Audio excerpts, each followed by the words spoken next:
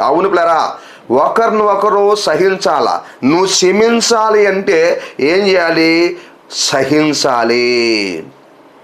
ఒకరినొకరు సహించాల. ఆ సహించే మనసు ఒక క్రైస్తవుడుగా, క్రైస్తవురాలుగా నీకుండాలి. ఒక దేవుని బిడ్డగా నీకుండాలి. సహించే మనసు నీకుండాలి. ఒక మాట నిన్ను అన్నప్పుడు నువ్వు సహించుకోవాలి. ఒక నింద నీ మీద మోపినప్పుడు నువ్వు సహించుకోవాలి పిల్లరా. ఒక దెబ్బ నిన్ను కొట్టినప్పుడు నువ్వు సహించుకోవాలి పిల్లరా. ఇలాంటివన్నీ నీ జీవితంలో జరిగినప్పుడు నువ్వు సహించుకోవాలి. అలా సహించుకునే మనసు నువ్వు కలిగి ఉండాలి. ఈరోజు ఒక దేవుని బిడ్డగా నువ్వు శలామణి అవుతున్నావు, రక్షణ పొందున్నావు, సంఘానికి వెళుతున్నావు, వాక్యాన్ని వింటున్నావు. సహనము నీలో ఉందా?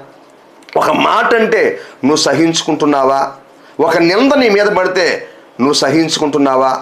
గమనించండి. ఒక నష్టం నీకు జరిగితే నువ్వు సహించుకుంటున్నావా? ఒక అవమానం నీకు జరిగితే నువ్వు సహించుకుంటున్నావా? ఒక ఇబ్బంది నీకు వస్తే నువ్వు సహించుకుంటున్నావా? ఒక దెబ్బ ఒకవేళ నేను ఎవరైనా కొట్టినా నువ్వు సహించుకుంటున్నావా? గమనించి వాక్యం వింటున్న దేవుని బిడ్డ, నువ్వు సహించుకునే బిడ్డగా ఉండాలని నీ ప్రభువు కోరుకుంటున్నాడు.